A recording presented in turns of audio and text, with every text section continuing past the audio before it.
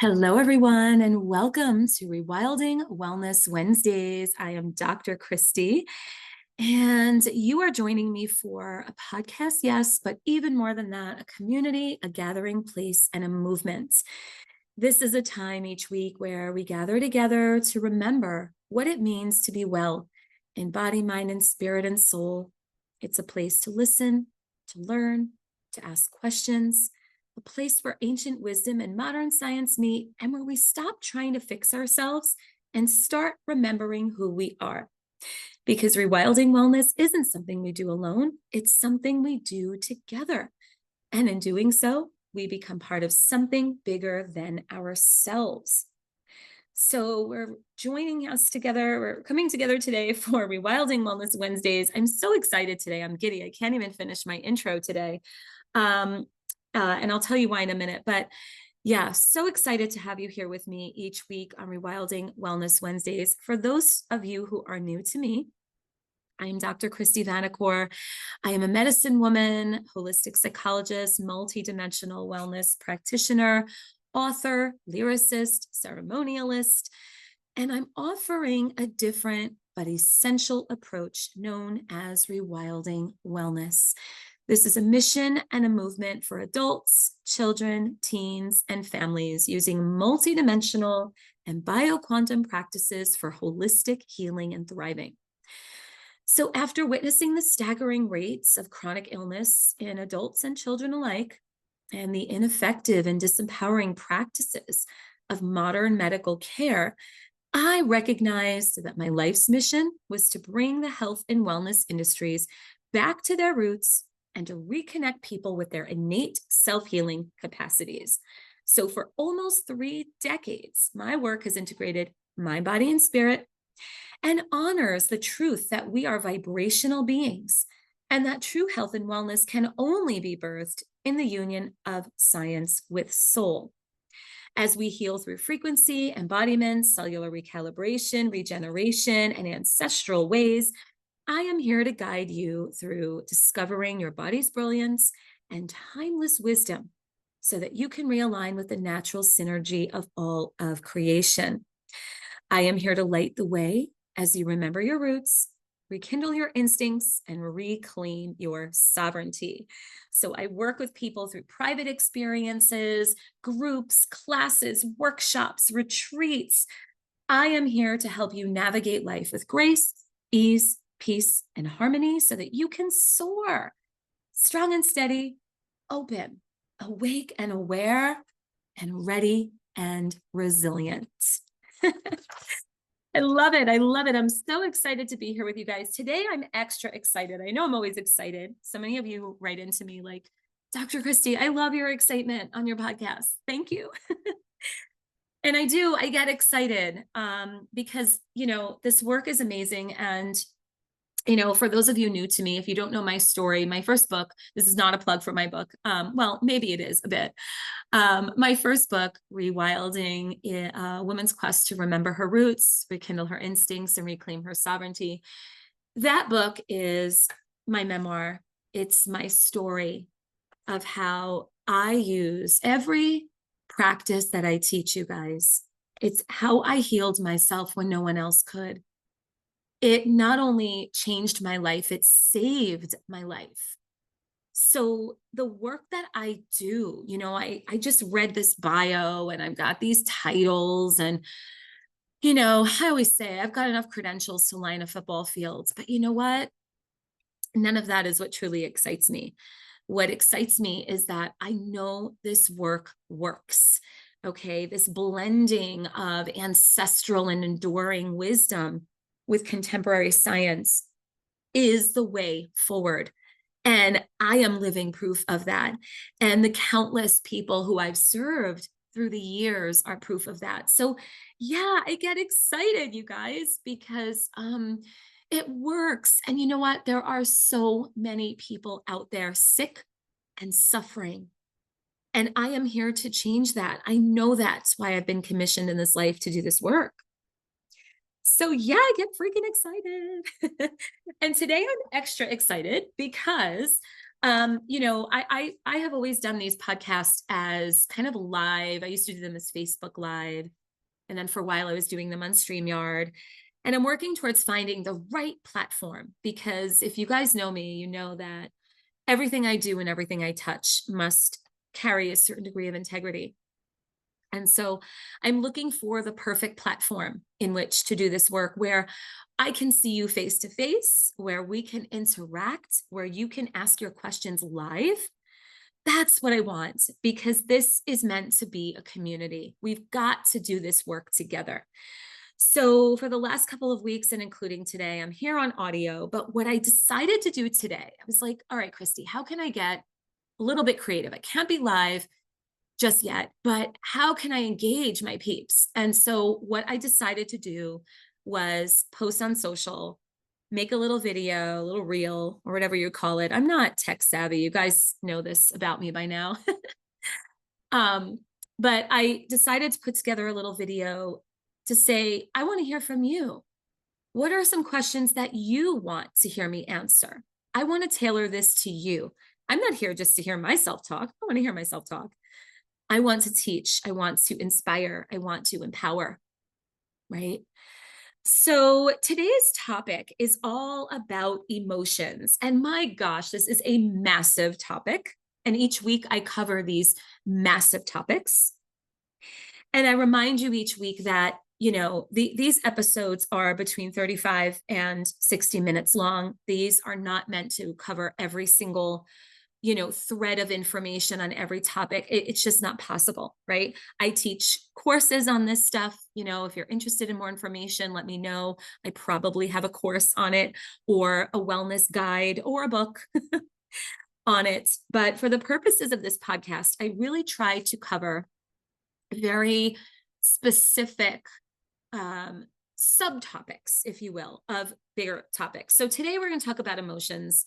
And I'm going to talk a little bit about what is an emotion. Like, I know you might be thinking, well, I know what an emotion is, but most people don't.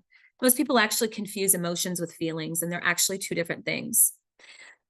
So I'm going to talk a bit about that, and, talk about how we work with emotions, some of the common misconceptions about emotions, how to live with emotions, how to be in flow, all of that. But I am going to be answering your questions. So I received, let me see here. Okay. In 1 hour's time, I got a total of 19 questions from you guys, all different questions about emotions. Okay. So what I'm going to do, I'm doing this like right on the fly. Again, if you know me, I don't go into these podcasts scripted, with the exception of my little bio. Sometimes I forget who I am, but, I do this just really letting the wisdom kind of move through me, because I'm real and authentic, and that's how I want these podcasts to be. I'm not some stuffy guru, trying to be an expert, you know. So I'm going to go through these questions. Gosh, they're so good. They're so good. I'm going to group them. Some of them are similar, so I'm going to group them together. So probably I'm going to cover about 10 questions that you guys had today about emotions. But first, I'm going to go through, some basics that might not be so basic to you at all. They certainly were not to me up until even just a few years ago. And then I'm going to go through these questions. Okay, so that's why I'm really excited, because I feel like I'm really targeting what I'm going to say today to what you guys want, and that makes me so happy. All right, so why are we talking about emotions today? Like, why does this matter? Well, it matters because so many of us are exhausted. We're exhausted from overthinking. We're exhausted from overfeeling. We're drained. We're going through the motions of life, right? And so this is big. There's a lot of talk about emotion. We live in a world that over pathologizes, meaning everything becomes a pathology, everything becomes something wrong. We live in a highly therapized culture that is sort of very pro therapy, but there's some dangers around that. I'm going to get into that a little bit today. So we're exhausted, we're overthinking, we're overfeeling, and we need to learn how to be in better relationship with our emotions so that they don't consume us. Okay. So, how many of us have been taught to figure out why we feel a certain way before we let ourselves feel it? Right. There's this cultural narrative that we're told to talk it out, think it through, control your emotions. Children are taught, control yourself, control your emotions, you know. But what if emotions were never meant to be controlled or explained? What if they're simply energy in motion, like waves meant to rise and crest and pass, right?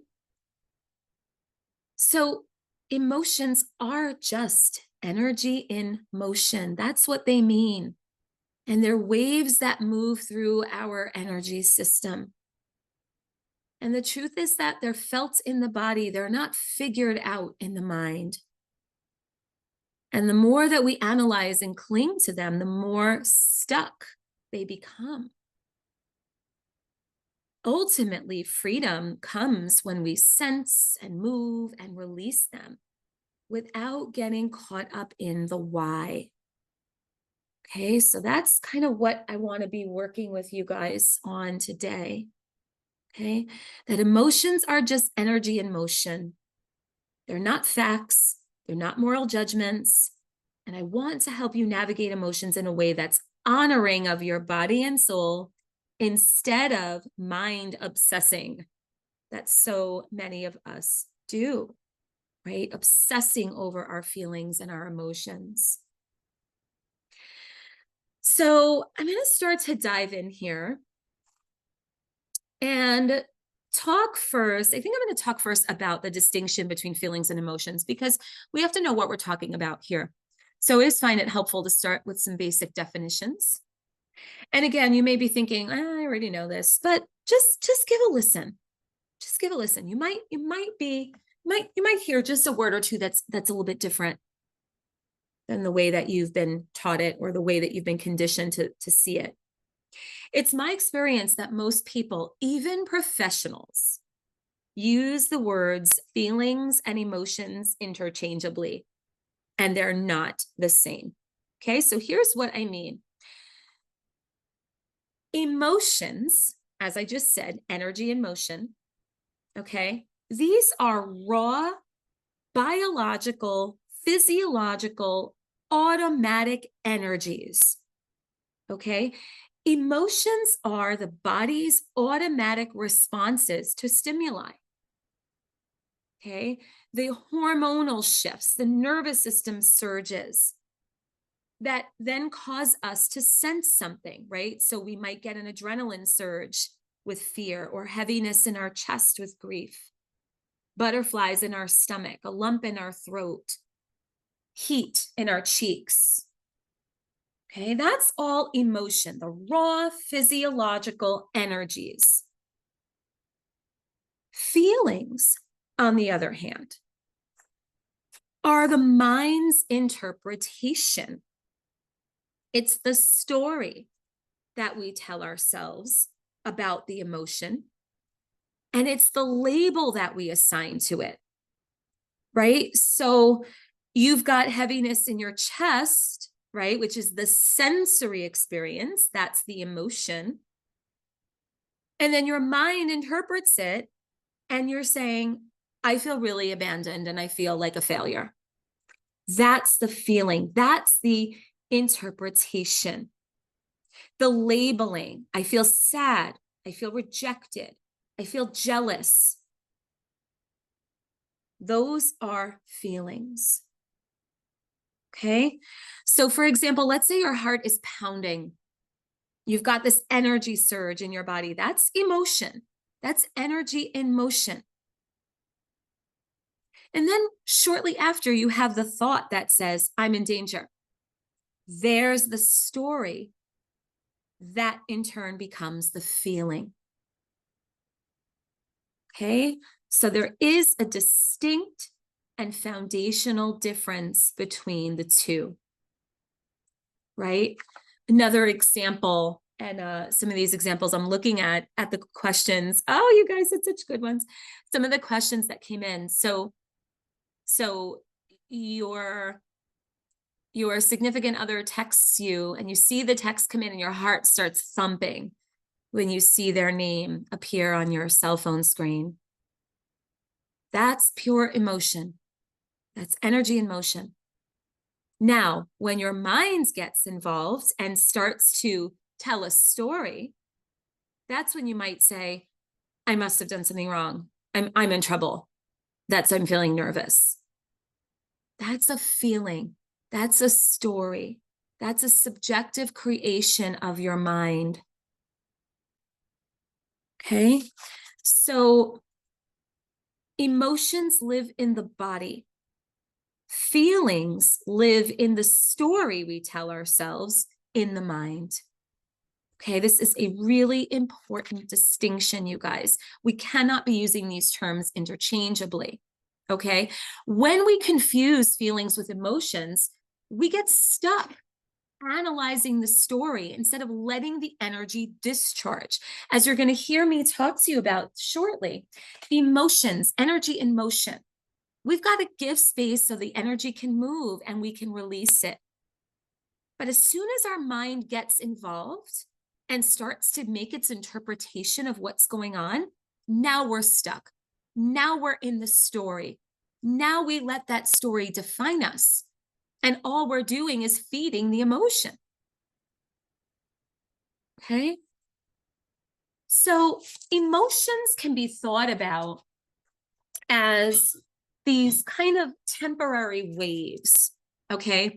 And something I want to share, there's a neurobiologist by the name of Bolt Taylor. I believe it's Jill, neurobiologist Jill Bolt Taylor.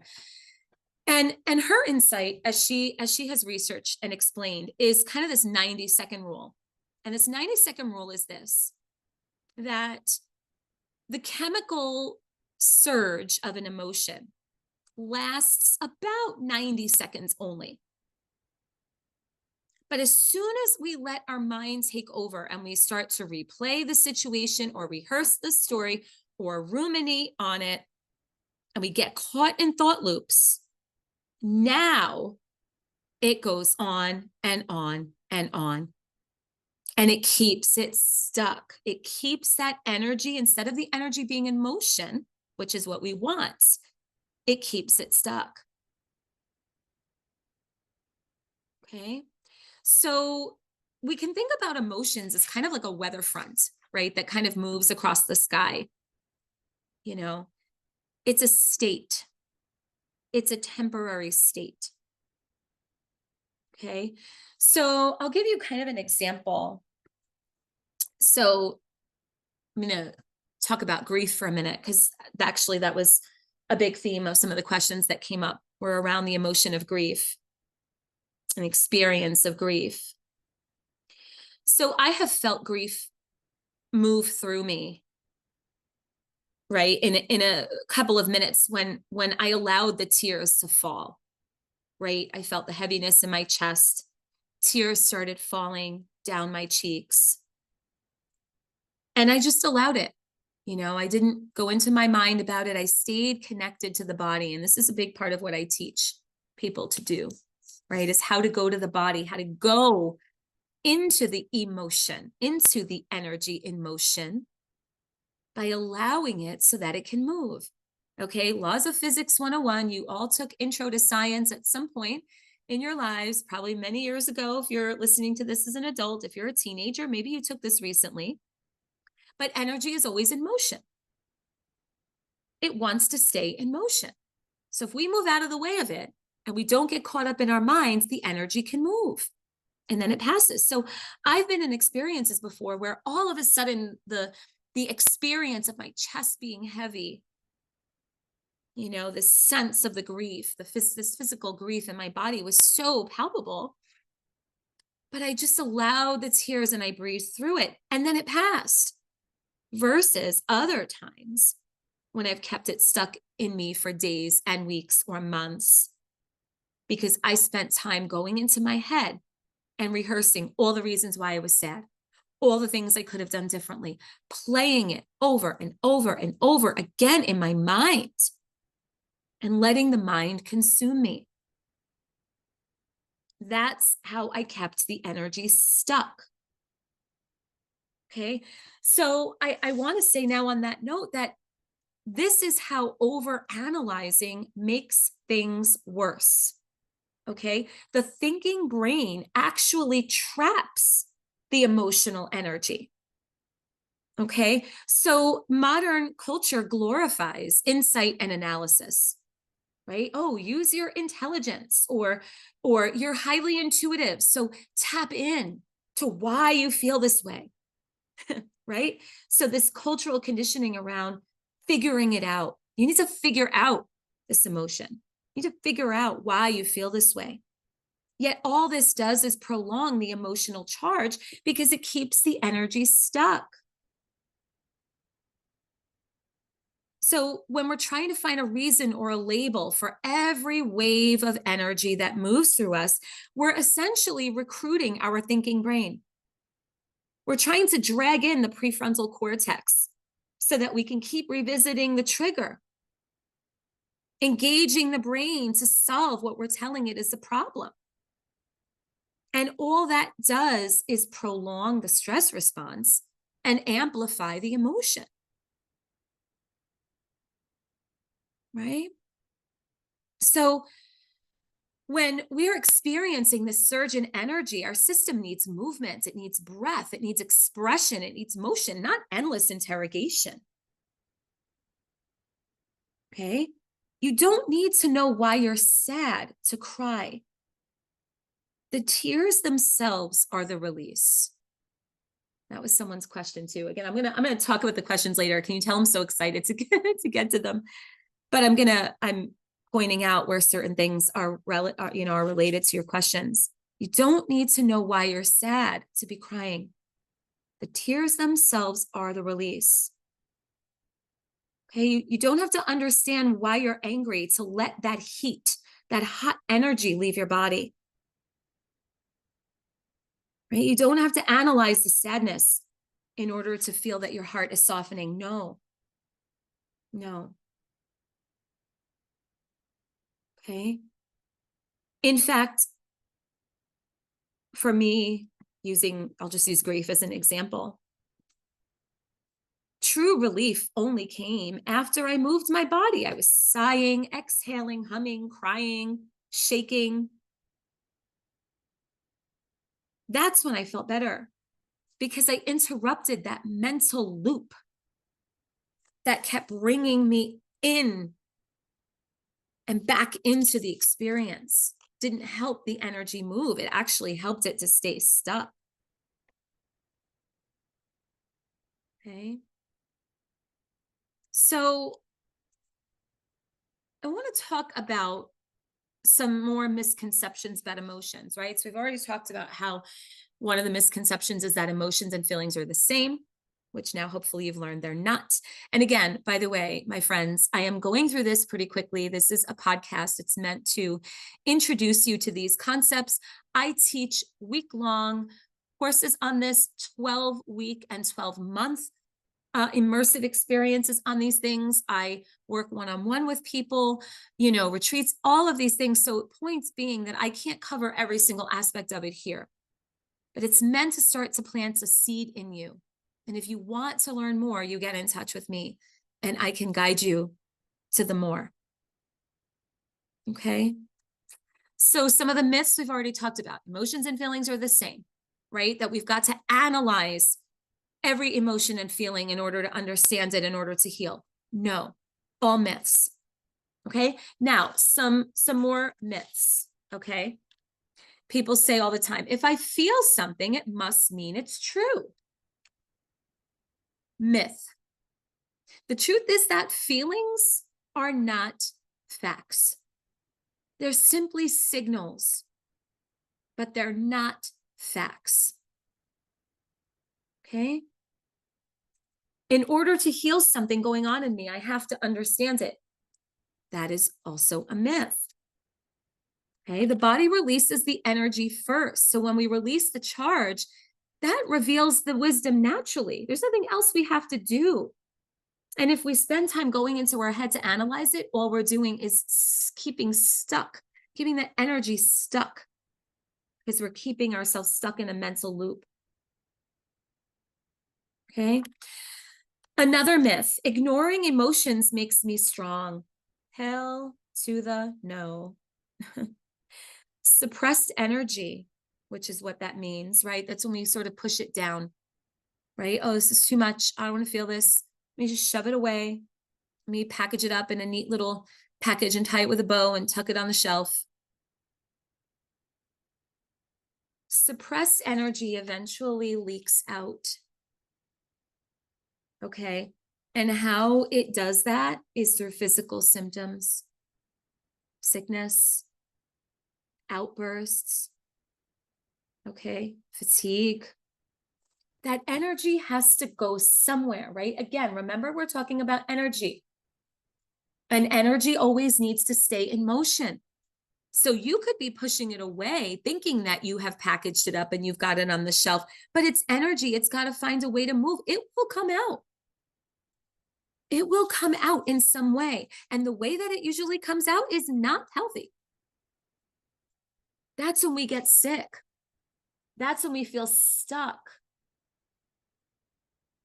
stifled, siphoned, exhausted, drained. It takes more energy and effort to suppress an emotion than to just feel it. It takes more, I'm going to repeat that. It takes more energy and effort to stifle an emotion than it does to just allow it to flow and to feel it. Okay, that's a question I get all the time.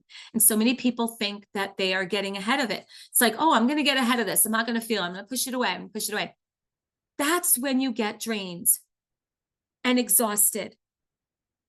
That is siphoning your life force energy when you suppress. Okay. Another myth: feeling anything means I'm weak. No.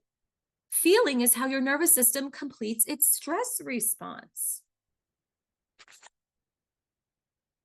Okay. So the nervous system needs that movement. It needs us to connect with our emotions. Okay. It's an actual need. Right. So, having this, another piece I want to say, I'm just glancing at some of the other questions, that some people have been trained and conditioned for so long to believe that ignoring emotions actually makes them strong. But no, that suppressed energy leaks out. When we push our emotions down and we stifle ourselves energetically, that's where we're weak. Right? That takes more energy and effort. So becoming emotionally literate or emotionally smart, we talk about EQ as a concept. So much like we have IQ for, intelligence, EQ is kind of emotional intelligence, right? Well, emotional intelligence is not about pushing anything away and just being happy all the time. No, nor is it just about being dramatic. It's just about allowing yourself to be who you are and allowing energy to flow through you freely whenever and wherever. Practicing allowing, getting out of the way of it, right? Not needing to know why you feel the way you feel and just letting the feeling be there. And then it will pass on its own, right? We don't always need to know why. Searching for that origin of the story is a trap. Okay? Think of how many times that you feel an emotion and you don't really know why. You feel this surging come over you. Maybe you just smelled a scent that reminds you of something, or you've heard a song, right? Or maybe you have no idea why you started feeling the way you do. You don't know the root of the wave, Well, just let it roll to the shore. You don't have to know the root of the wave. Just allow it to roll to the shore. Right? So instead of worrying about the why, we need to focus on how can we come back to our body and come to our body's wisdom that knows what it needs to do without needing a full mental explanation of it. Our body is so brilliant and wise. Okay, so when we talk about relying on the body, let's talk about some body-based pathways where we can release some energy. Okay, this is really important. And again, this is meant to be an overview. This is not meant to be everything. Okay. So again, emotions complete their cycle when they're moved physically. So we want to do whatever we can do in those moments to not let the mind take over. So remember what I said before about that 90-second rule. We've got 90 seconds, right? When that chemical surge of an emotion lasts. After 90 seconds, the mind will take over and it will start its storytelling loop that will keep us stuck. So you've got to come back to the body immediately. Okay. Now I teach all my clients, I teach everybody these body-based or somatic practices. And I'm just going to go through a couple of them today. Again, this is not exhaustive. Okay. First and foremost, we always want to come back to the body. One of the quickest and easiest ways to come back to the body is to bring all of your awareness into your feet. Okay, feel your feet on the earth, grounding you. Okay, another example of a kind of a grounding touch is you can place your hands on your chest or your belly, or you can place your hands on the part of your body where the sensation is the strongest. Let's say you feel it coming through your shoulders. Place your hands on your shoulders. Let's say you feel it moving through your head. Place your hands on your head. Bring that tactile awareness, connect with the body in that way. Okay, you can do a gentle shaking of your limbs, so bouncing your knees or shaking your arms to release any stuck adrenaline that might be clogging your system. Okay, another practice is to hum or to sing. So humming, and you guys know I've done videos on this quite often, humming is so powerful because it stimulates the vagus nerve, which is the longest cranial nerve connecting the mind and body. Right. And when we are anxious and when we go into flight or fight or freeze or fawn, those two states of dysregulation of the nervous system, the vagus nerve goes into contraction. It almost like imagine a tube that twists really, really, really, really, really tight. Right. And that causes us to stay scared and to stay tense and anxious. So humming really initiating the sound from the back of the throat stimulates that vagus nerve and can bring calm to the system. Okay. Being out in the natural living world. I mean, you guys hear me say this all the time. Being in rhythm and at one with the natural living world is a natural way of discharging any tension that we're holding. The earth takes it. The earth takes it. This is science, by the way. This isn't meaning to sound mystical or woo-woo. The earth takes the energy. Okay. So we can be in flow in the natural living world. We can free dance or sway to music, humming and moving our bodies in sync with music. Okay. We can journal as a flow, right? Kind of like a free stream of, events that you're just free writing. Okay. You can dance. Swaying or dancing freely to music really releases stagnant energy. Okay. You may want to do some breathing practices where You inhale through your nose and you exhale for a long period of time through your mouth, settling the system and the nervous system. You can cry, yawn, stretch, laugh. These are natural ways that the body completes the stress cycle. They're simple discharges that the body makes. I always tell people all the time when they're yawning, I'm like, you're not tired. Your body is discharging. It meant that at some point, energy was pooled. And now you've allowed it to be in motion. And so your body's thanking you.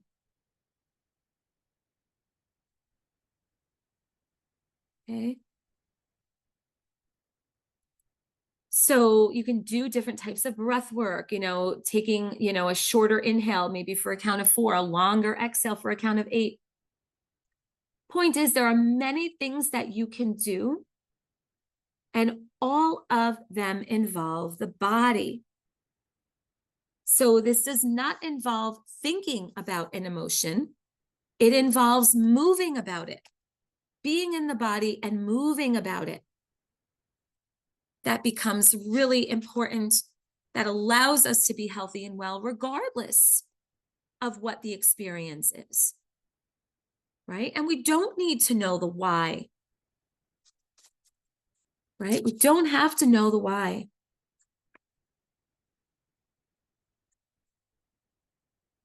So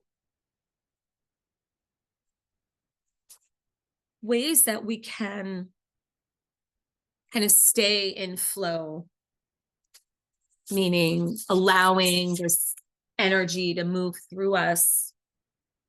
Just some daily practices that you can start to integrate in your life, in the morning is almost doing a little scan of your body to tune in to where you feel some of the energy stuck. Bring your hands there.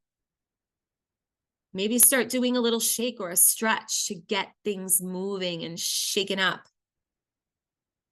Hum throughout the day with intention. This isn't like mindless, whistling while we work. This is an intentional humming where you're using the medicinal power of your voice to support you. Okay, take movement breaks during the day to shake, stretch, and dance in between tasks. This is particularly vital if you've got a sedentary job. You've got to take movement breaks. Okay, you've got to get outside in the natural living world to get out underneath the natural light of the sun, because it's the natural light of the sun that provides all of the information that our mitochondria, our cells' powerhouse, an energy supply. It provides all the energy that it needs to keep us going. So we want to stay in flow, allowing emotions to be there. Remember, ignoring emotions is not strength, because suppressing them just makes it leak out into the body. And you will get sick and you will suffer. Right? Emotions need rhythm. They need ritual. They need honoring them, not trying to shove them away. This is what we call emotional hygiene, right? No different than you brushing your teeth,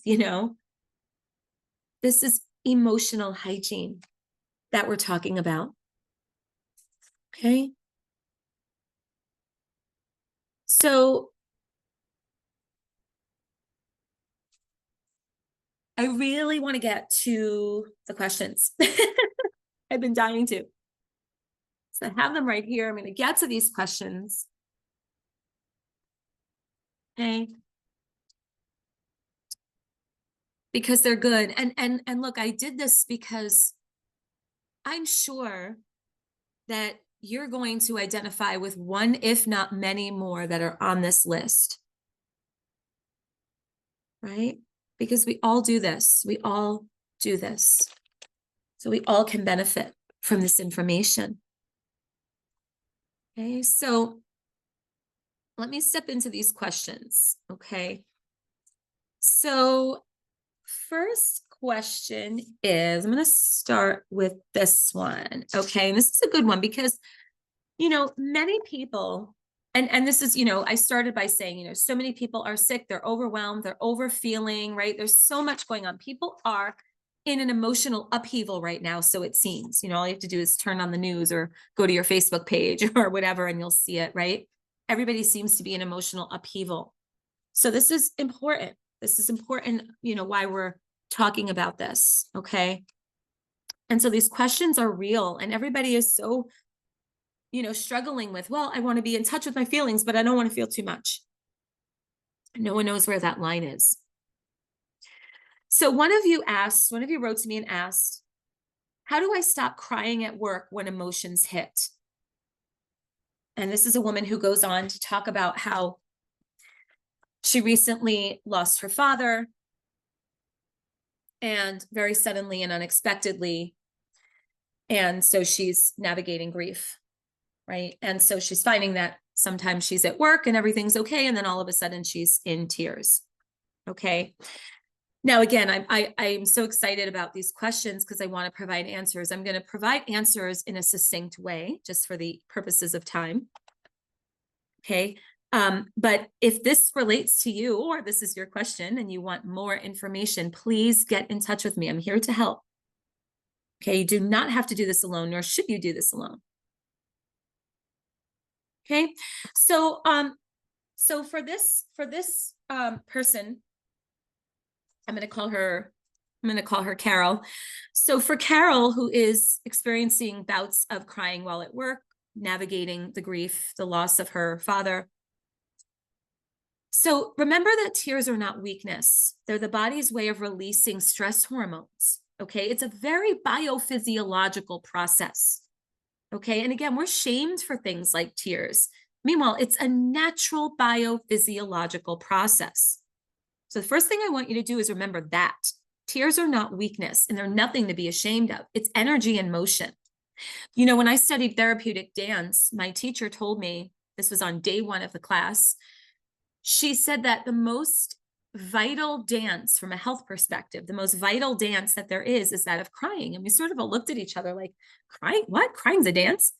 And she said, yeah, crying is a movement practice. It's the body's natural way of moving stress hormones out. It is a movement practice. It is a dance. Okay. So if a wave of sadness arises at work, I invite you to try these 3 steps. First and foremost, I want you to ground your body.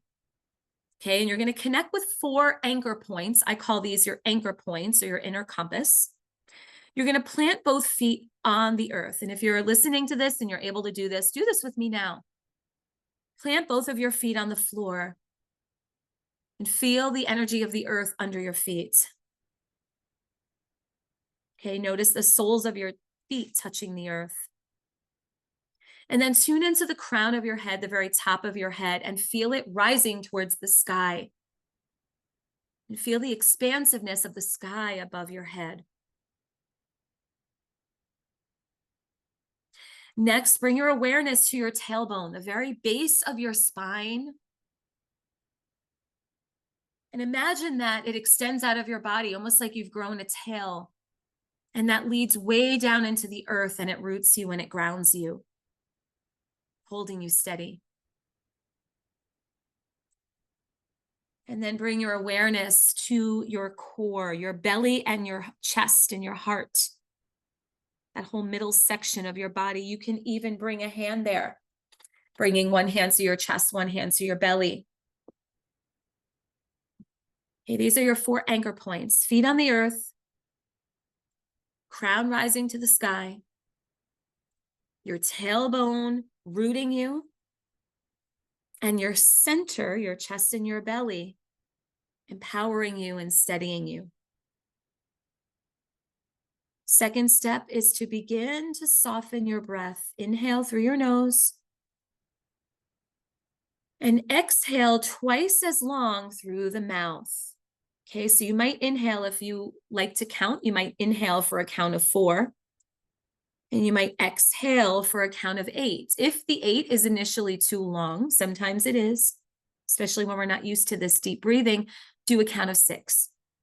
So you're inhaling through your nose for 4. And exhaling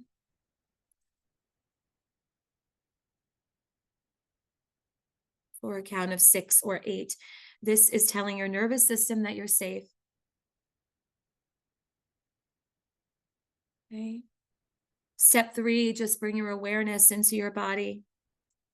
Notice the sensations in your body. Notice any pulsing, throbbing, tickling, tightness. Just notice it. Just watch it.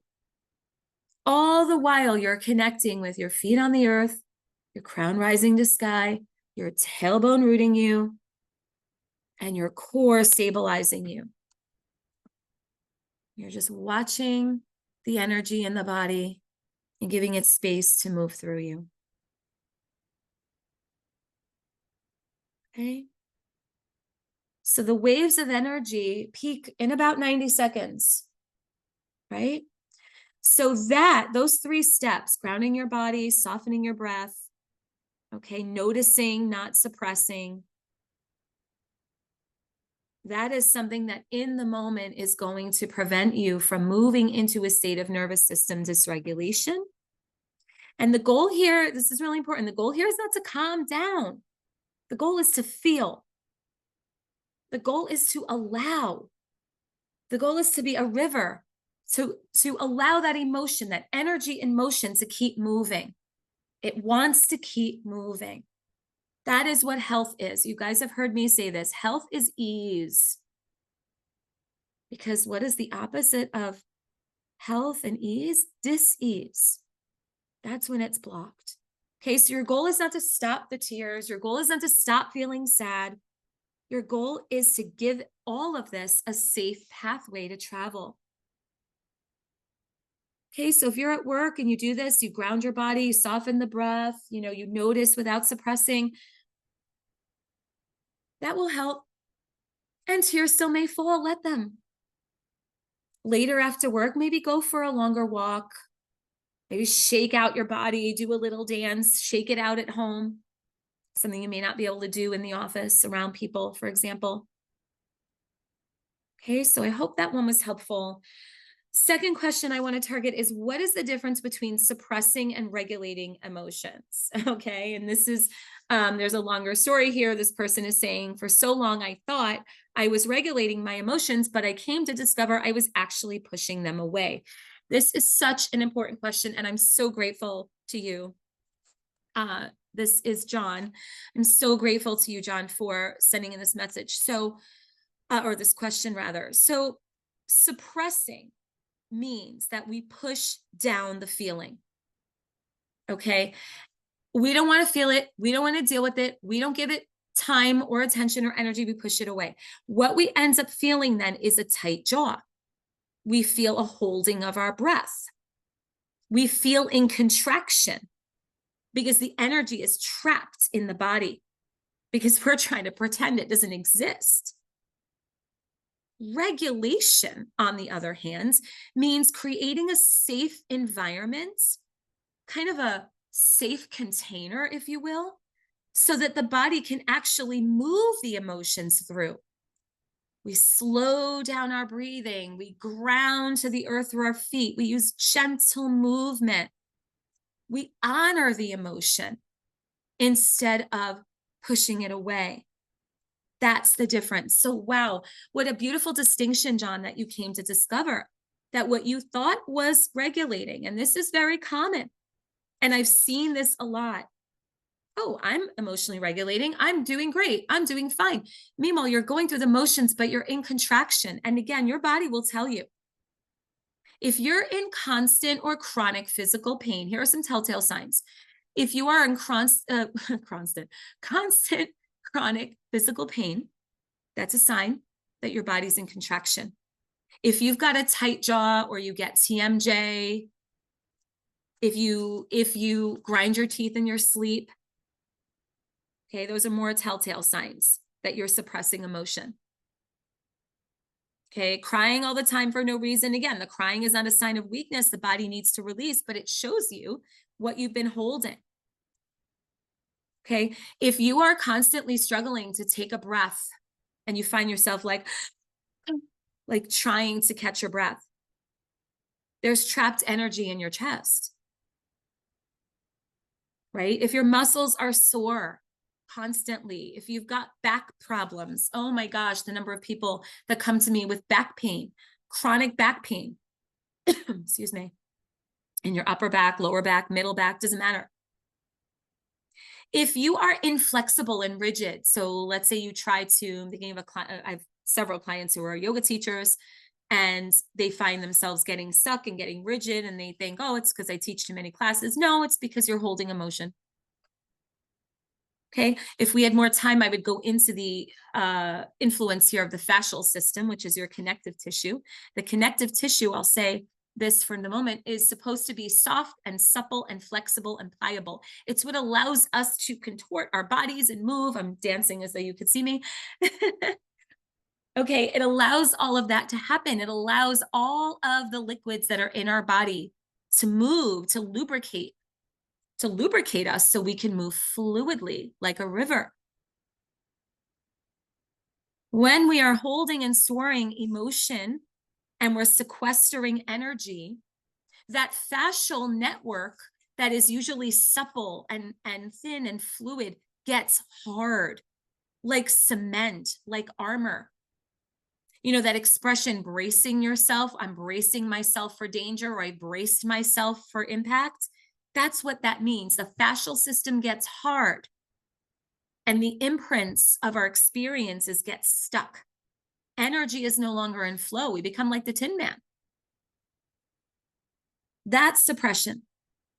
Regulation is remaining in flow. Okay, so regulation honors the emotion, suppression is storing it. Great question, John. Thank you.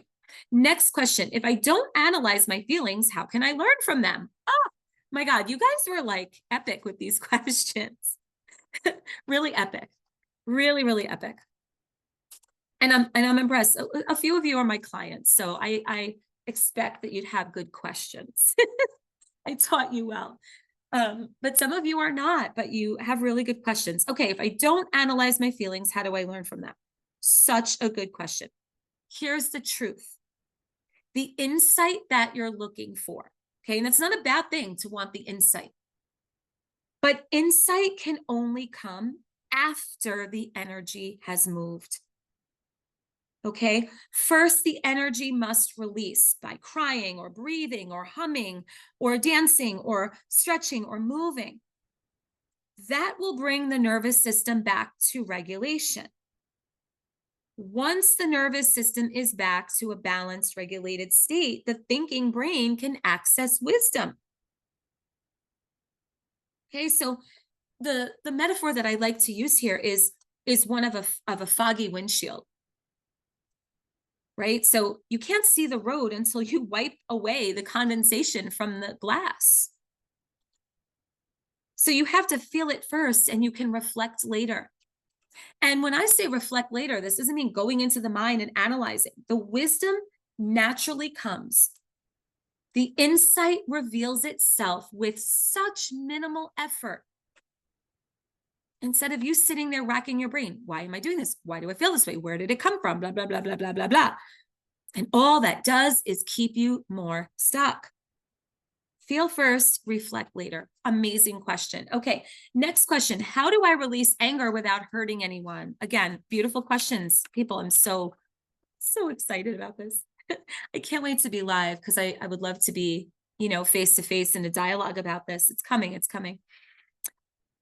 All right, so releasing anger without hurting anyone. So here's, and I love talking about anger, and that makes me think that maybe I should probably dedicate a whole podcast episode just to anger, because it comes up a lot. And in very spiritual circles, anger is an emotion that many people are shamed for. Okay, anger is this feeling that many people are shamed for. I said emotion. Okay, so anger comes from this natural surge of energy. Okay, so the best way I can explain anger is think of it as heat or electricity that wants to move. Okay, so it needs a physical channel, no different than any other energy. Okay, so give it a channel. Stomp your feet, shake your arms, right? Exhale with a growl or a right? Let it out. Okay. You don't need words. The movement is what discharges this high voltage so that if you do have to speak to someone, you can do so with clarity and precision and truth instead of fire or poison, spewing our words at somebody, or worse, our fists, right? If we don't give anger a physical channel to move, it will come out as an explosion that hurts someone. So again, you've got that first 90 seconds that you're tuning into that surge in your body. Give it a channel. Move the body to get it moving. Then your wise mind will come back online and you will be able to speak anything that needs to be spoken with clarity and kindness and love instead of poisonous fire. Okay. Why do I sometimes feel emotional for no reason? This happens to me a lot. People have called me over emotional and overreactive. Okay. Another great question. So often I know it can seem like there's no reason, like these things just come out of left field, but there usually is a reason. Okay. So it could be hormones. It could be a blood sugar dip. It could be the collective stress in the world right now. It could be your children, it could be your spouse, energy feeding off of them. It could be, you're not sleeping properly, you're hangry, didn't eat. I mean, we could go on and on and on. But instead of searching for the culprit, the main question to ask during those times when you notice that you're feeling emotional, and again, to be clear, that means all of these physical sensations in the body. Okay. And when you're feeling, and when in those 90 seconds, you haven't given it a pathway and the mind takes over, and then it floods you with thoughts that then lead to feelings. In those moments, try asking, what does my body need right now? What does my body need right now? And you've got to pause. Okay. You cannot ask that question and expect to get an answer while you are doing 50 million things, listening to the radio, watching a TV show, talking to people, scrolling on Facebook or Instagram. No. Get quiet. Pause what you're doing. Put everything else down. First, bring awareness to those 4 anchor points: feet on the earth, crown rising to sky, base of your spine, that tailbone rooting you down into the earth, and your center, your heart and your belly, stabilizing you. Okay. You start there. You take a breath. And then you ask, what does my body need right now? Maybe it's rest. Maybe it's a drink of water. Maybe it's movement. Maybe it's a cry. Maybe it's some love, whatever it is. Okay. The reason why may never be clear, and that's okay. Because as long as you tend to the body, you're allowing this wave of energy to keep moving. The minute you go to the why in your head, you stop it. Okay. I'm scared that if I start feeling, I'll never stop. Okay. I'm not laughing at the question. I'm laughing because if you heard how many times in a day that I hear that question, it's kind of wild. So, okay. So remember the 90-second wave. Here's how I'm going to answer it. I could answer this in so many ways. Remember the 90-second wave. Okay. So most emotions kind of crest and recede quickly once allowed. What keeps them lingering is going into the mind or resisting. I don't want to feel this. I don't want this to happen. I want this to stop. I don't want to feel this discomfort. That's all resistance. Okay. That creates the energetic blockage that keeps you stuck. Okay. So just tell yourself, I'm just going to allow myself to feel this energy, knowing it's not going to last, because we've got to go back to the other truth that everything is temporary. This is why we go back to I teach all my clients, we go back to our foundations, our fundations is what school teachers used to say. Go back to the foundations of who we are and the roots of where we come from. Everything is temporary, nothing is permanent.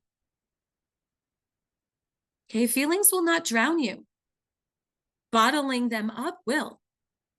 But feelings in and of themselves, they're just interpretations of the emotion, the energy in motion. And all you need to do is give it space to be there. Okay, welcome it, allow it to be there. It reminds me of the Rumi poem, The Guest House. Do a search for that, or I will link it to this podcast. Okay. What if my emotions feel too big to handle alone? Right? Yeah, that's an important question, right? It's important to bring up here the idea of support. Okay, so we are not meant to do this alone, although we do have everything we need right within us. We are still relational beings, and our nervous systems do co-regulate. Okay, our emotions are meant to move in relationship. We're wired for that co-regulation, and asking for help is a healthy part, a healthy component of emotional hygiene. There isn't anything wrong with it. It's when we depend on it that can be problematic, instead of sourcing within and seeking out. But if you're feeling it's too big to handle alone, you seek support via therapy, a trusted friend, a group, crisis hotline, especially if you feel unsafe. You are never alone. We are part of an interconnected electromagnetic web of light. That is science. This is not some hokey idea. Okay, that is quantum physics. So yeah, you seek support if you feel you need that. Okay. And the final question that I want to answer for now, and oh my gosh, this is, well, I have done episodes just on this alone. I have courses on this alone, but I'm going to just talk about it quickly for now, is how can I help my child process their big feelings and emotions? So just taking a moment because there's so much I could say here. Okay, so here's the thing. Children learn how to feel safely by kind of borrowing an adult's nervous system. Okay, this is what we mean by co-regulation. My new book that's coming out, I'll have a whole chapter on this about what co-regulation is and how to use it for our benefit. Okay, so nervous systems co-regulate because of our energetic connections. So when children are little and they feel all of these big feelings, right? Their mind is interpreting all of these sensations in their bodies. They don't yet know how to regulate. They're learning. So us as parents, our nervous system, it's important that our nervous system be regulated so that we can provide that foundation for them. And this starts with connection. And I always say connection, not correction. So connect. So if your child is in the middle of having a huge, maybe it's this emotional outburst, the person who asked this question went on to describe her words are, my daughter has these big emotional outbursts. Okay, the first thing you need to do is pause. You need to tune into your own body and get grounded by going to those 4 anchor points: feet on the earth, crown rising to sky, tailbone anchoring you into the earth, and your center steadying you, so that you make sure that your nervous system doesn't get tripped up, because your kid needs to borrow yours right now. So if you're dysregulated and you're off the wall and you're reacting, then you don't have a foundation to offer your kid. This is why I always say that a parent's deep inner work is the best thing they can do for their kids. Okay, so it starts with connection to yourself. You pause, you tune into your body. Ask yourself what you need first. Yes, even with your child yelling and screaming on the floor, provided that they're not hurting themselves, of course, or hurting anyone else. Okay, let them scream for another moment. Their feelings are not going to hurt them. Tend to you first. Okay, start to breathe a little slower. Start to lower your voice to more of a whisper. This offers their nervous system an invitation to begin to downregulate. Okay? Get down to their level. If you've got a really little child, kneel down or sit down on the floor. Come down to their level so you're not this big person, this big energy over them. Okay. And then simply speak back to them what they're saying. So if you've got a kid who's screaming, "I had the worst day at school ever, I hate my life," you can say, "I hear you. You had the worst day at school ever and you're really hating your life."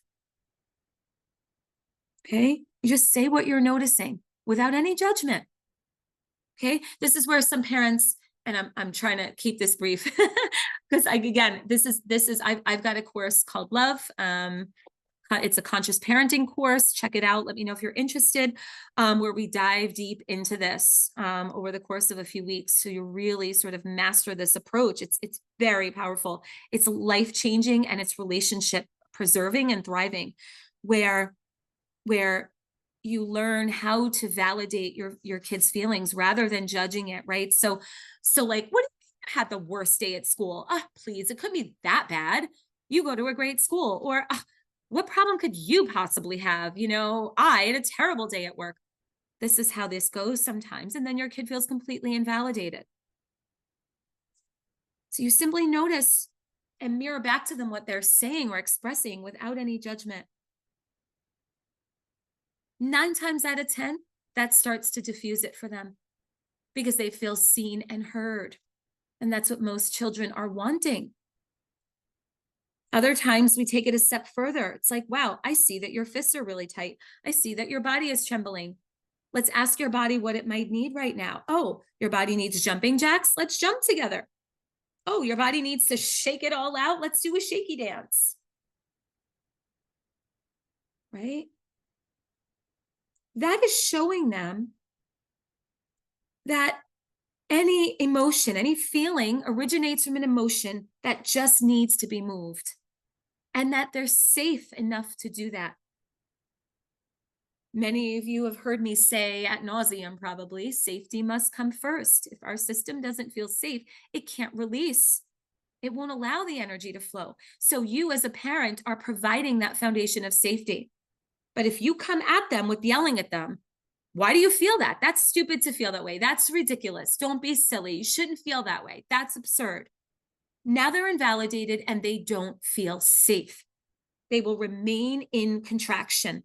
The energy will not have a pathway to move. They will stay stuck and they will likely explode or implode. Explosion, anxiety, anger; implosion, depression. Okay. So those were kind of a summary of all of the questions, and a few earlier I sprinkled in throughout some of the earlier comments or teachings that I was sharing. Okay. So let's kind of pause here together. Let's just take a moment. There's a lot of information that I shared, a lot of listening here. If you're able to just pause, let's take a moment to bring our feet to the earth. Really feel the soles of your feet connecting to the earth underneath you. Invite your spine to straighten such that the crown of your head rises to the sky. So you've got Mother Earth holding you from below. Father Sky inviting you to rise from above. Feel your tailbone threading down through the earth and rooting you. And bring one hand over your heart and one hand over your belly, and feel that the center of your being, this core of your being, is steadying you. And start to notice your breathing. Just notice the natural flowing of your breath. The natural inhalations and exhalations. Don't try to take any deep breaths here. Just breathe naturally.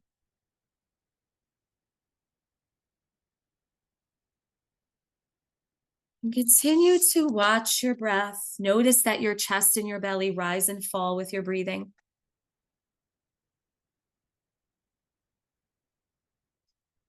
And I'm going to say this affirmation that I'd like you to repeat. You can either repeat this out loud or to yourself.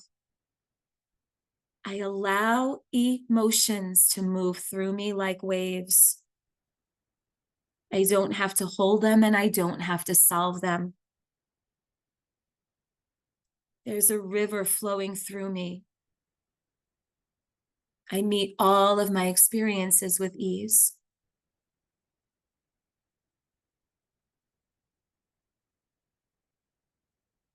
Take a nice deep breath here, nice and deep in through your nose. Hold it here for a moment. And exhale with an HA.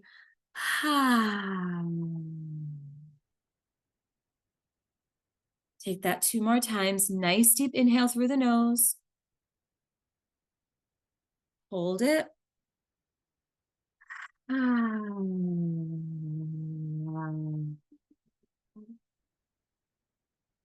Final breath. Inhale. Hold. Exhale.